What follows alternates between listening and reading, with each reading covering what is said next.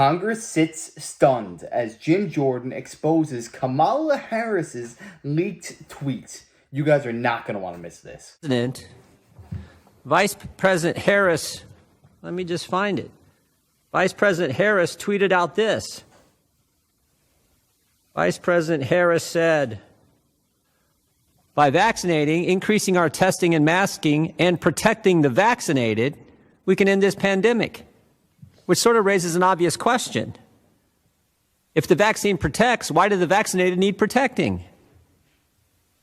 I think it's pretty basic question. So they've been all over the place on mixed messages. I think the gentleman's amendment from the gentleman from California, his amendment is simply like, look, if you're going to mandate it for American citizens, and if they don't get it, they may lose their job. Doesn't it make sense for people who are coming into this country, particularly coming here illegally, that they should have to get it? Pretty common sense. I bet the folks I represent in the 4th District of Ohio would say, yeah, that makes kind of common sense to me. That's all this amendment says. But no, the Democrats say, no, we're going to mandate it for American citizens, but we're not going to mandate it for people who come to the country illegally. That makes no sense. There's not a person I represent, I would bet, in the 4th District of Ohio who would agree with their position. Madam Chair, the employees of the court are already protected. This is about protecting the justices' families, and we know that is needed based on the headline I read and the email that Mr. Bishop just talked about. The gentleman said Democrats they condemn violence. No, they don't. No, they don't. They called rioters and looters the entire summer of 2020. They called them peaceful protesters. And that same summer, then Senator, now Vice President, raised money to bail those rioters and looters and people who went after police, raised money to bail them out of jail. So you got to stick with the facts here, and that is just not accurate what was stated earlier. The day after President Trump is shot, Secret Service spokesman Anthony Guglielmi said, quote, the assertion that a member of the former president's security team requested additional security resources that the U.S. Secret Service or the Department of Homeland Security rebuffed is absolutely false. The next day, Secretary Mayorkas said that is an unequivocally false assertion. We had not received any request for additional security measures that were rebuffed. But 5 days later, the Washington Post said this. Top officials repeatedly rejected requests from Donald Trump's security detail for more personnel. The next day, the New York Times said this. Mr. Guglielmi acknowledged that the Secret Service had turned down some requests for additional federal security assets for Mr. Trump's detail. So which is it? Because both statements can't be true. Were you guessing or lying when you said you didn't turn down requests from President Trump's detail? Neither, sir, and I appreciate the question. Well, what were you doing? Because those statements don't jive. So what I can tell you is that for the event in Butler, there were no requests that were denied. As far as requests... Well, maybe they got tired of asking. Maybe you turned them down so darn much, they said, not worth asking. How many times did you turn them down ahead of that?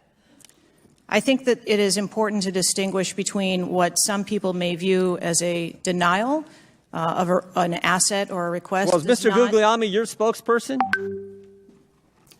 He said he acknowledged the Secret Service had turned down some requests. I'm asking how many? A denial of a request does not equal a vulnerability. Well, tell me what it is. There are a number of ways that threats and risks can be mitigated with a number of different assets, whether that be through personnel, whether that be through technology, or other resources. Well, tell the committee which it was. They asked for additional help in some form or another. You told them no. How many times did you tell them no, and what did you tell them no to? Again, I cannot speak to specific incidents, but I can tell you in general terms, the Secret Service is judicious with their resources based on... What does some requests mean? How many times? Some indicate requests is plural. So more than once they asked for additional help and you turned them down. What did they ask for and how many times did you turn them down? Pretty basic questions. So again, without having all of the details in front of me, sir, what I can tell you is that there are times... You didn't get briefed on how many times you turned down the Trump detail when they asked for additional help? I'm sorry. You didn't get briefed on that before you came to this hearing, knowing you were going to get asked that question? What I can tell you is that in generic terms, when details make a request, there are times that there are alternate ways to cover off on that threat or that risk. How is it possible that the Secret Service is able to reject an appeal from Donald Trump to receive more help? Donald Trump is rattling a lot of cages of a lot of very powerful people. So if he asks the Secret Service for help, I don't care if he's got 50 people there. He should be granted whatever he deems sufficient. The man got 75 million votes. 75 million Americans want this man safe and protected. It just doesn't make sense because this government is spending money frivolously throughout the entire world, giving it to Ukraine, giving it to Israel, giving money all these places, yet they are refusing to offer additional aid to Donald Trump when he's requesting it. And something tells me she knows exactly how many times she rejected Donald Trump. She's just refusing to say. Some change from absolutely false, unequivocally false to, oh, by the way, there were some times where we didn't give them what they wanted. That's a huge change in 5 days. And the fact that you can't answer how many times you did that, that's pretty darn frustrating, not just for me, but for the country. I hear your frustration. Let me ask you this. Were any of those requests denied to President Trump's detail after you knew about the Iranian threat? What I can tell you, again, I don't know the specifics, is that there are times when we can fill a request. It doesn't necessarily have to be with a Secret Service asset or resource. We can fill that request with locally available assets. You spoke to anyone at the White House since July 13th? Yes, I have. Who'd you talk to? I have briefed the president and the vice president. Talked to the First Lady?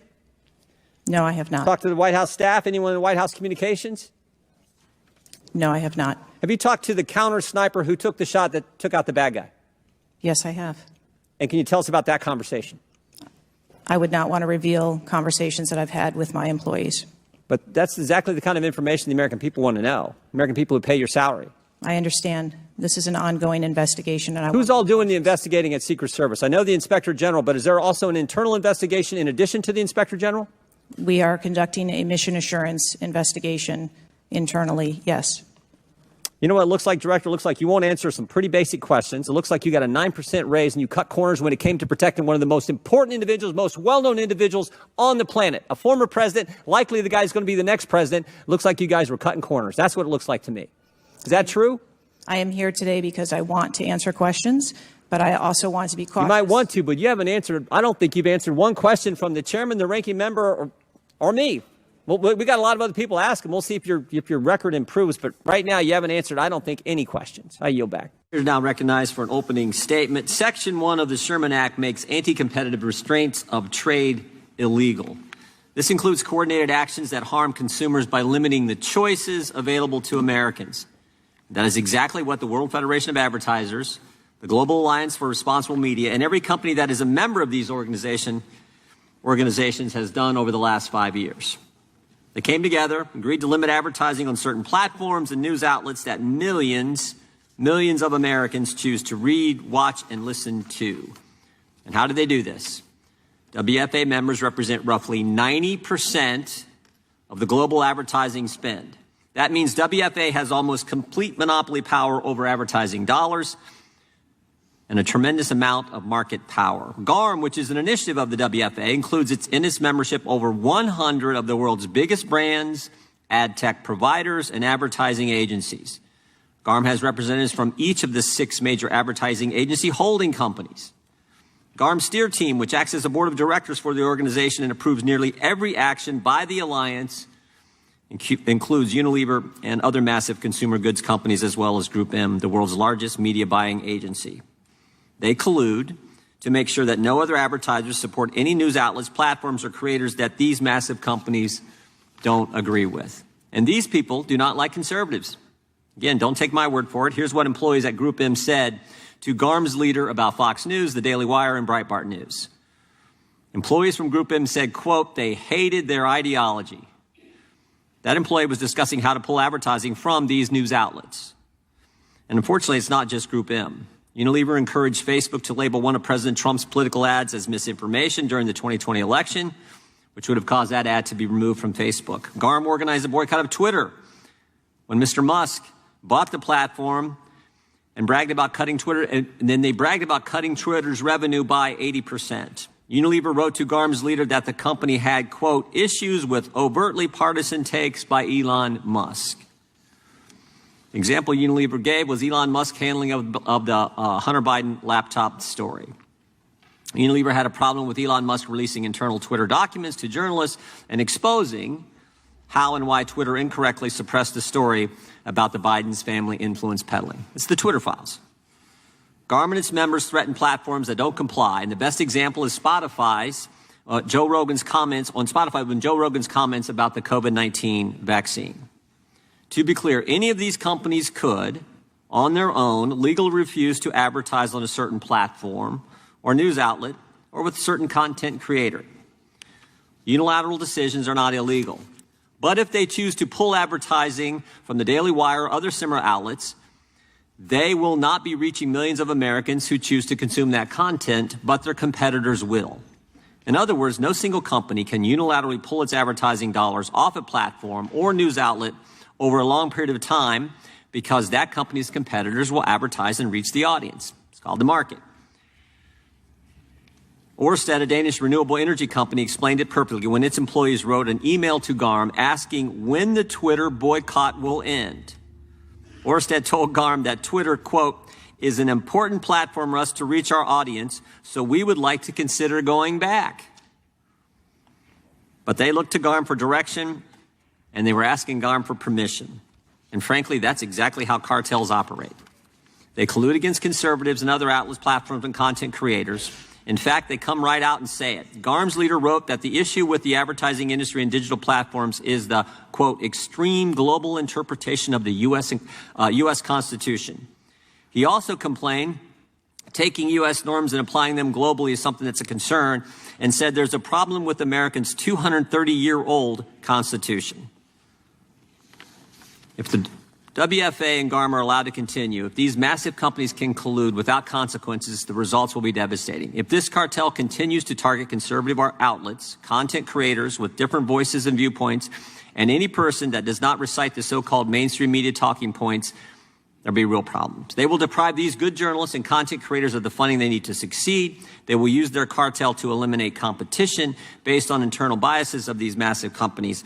And they will deprive Americans of the content that they actually want to consume. I'll tell you what, Jim Jordan is one of the best Congress people that we have in office right now. This man brings it every single time. And I mean, this outrageous behavior is happening every single day on X. Elon Musk is saying repeatedly, advertisers are boycotting X just because it's an open platform. Anyone is available to say whatever they want to say. It's a free speech platform. One of the last that we have. Why is that such an issue? Why do they have such a problem with the United States Constitution? I'll go out on a limb on this one. Anyone who opposes the United States Constitution and they live in America, I am very weary of their true intentions, because the United States Constitution does not protect government. It protects the people from the government. And whatever happens in the dark will eventually come to light. So the American people have to wake up and start boycotting that decides to pull their ads on X, Fox News, Daily Wire, because I want to live in a society where instead of trying to silence other people's voices, how about you debate them in a one-on-one? Why don't you rebuke what they are saying? If you rip out somebody's tongue, you're not proving them a liar. All that you're proving is you are scared what they might say. But yeah, let me know your thoughts on this down below. And who is your favorite person in Congress right now? I'd love to hear that. And if you enjoyed, make sure to smash that like, comment, subscribe, and wish you guys nothing but the best. Till next time.